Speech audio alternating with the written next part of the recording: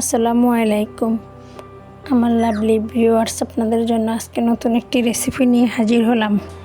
এই ডেজার্টটি আমার তৈরি করা সম্পূর্ণ নতুন একটি আইটেম।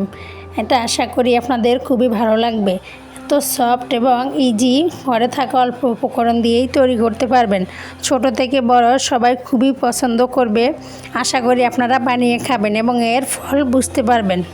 এটা এত স্বাদ, এত মজাদার যে আমার মনে হয় এই পর্যন্ত যত নাড়ু টাইপের খেয়েছেন আপনারা, এর ভিতরে এটা শ্রেষ্ঠ।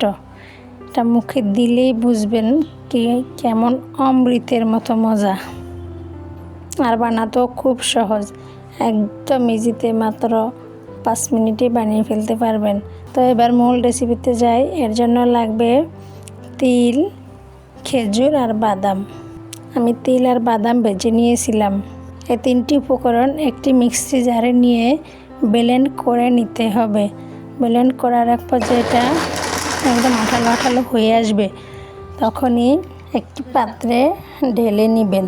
এবার আঠালো এই মিশ্রণটা থেকে কিছুটা নিয়ে তলা পাকিয়ে গোল শেপ বা আপনাদের মন মতো শেপ দিয়ে নেবেন। এই তো আমি আপনাদেরকে কয়েকটি বানিয়ে দেখিয়ে দিলাম। এই তো আমার খেজুর বাদামি নাড়ু প্রস্তুত হয়ে গেল। আপনারা চাইলে এই অবস্থায় খেতে পারবেন, তবে আমি এর স্বাদ বাড়ানোর জন্য একটু তিলে গড়িয়ে নিব। তিলে গড়িয়ে নিলে স্বাদটা আরও বেশি বেড়ে যাবে, তবে সাবধানে গড়াতে হবে। তিলে গড়ানোর সময় যাতে ভেঙে না যায়, আলতো হাতে আস্তে আস্তে তিলটা লাগিয়ে নেবেন।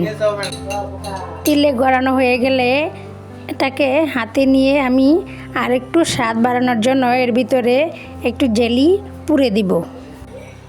জেলি দেওয়ার জন্য এখানে মাঝখানে একটু গর্ত করে নিব। আপনারা চাইলে ঘরে থাকা যে কোনো জ্যাম বা জেলি অথবা চকলেট দিয়েও খেতে পারেন। আমার কাছে ঘরে ম্যাঙ্গো জ্যাম ছিল, সেটা দিয়ে খেয়েছি। মাশাআল্লাহ, অনেক বেশি সুস্বাদু হয়েছে, যা ভাষায় প্রকাশ করার মতো না। একমাত্র আপনারা এটা বাসায় বানিয়ে খেলেই বুঝতে পারবেন এর দুর্দান্ত স্বাদ।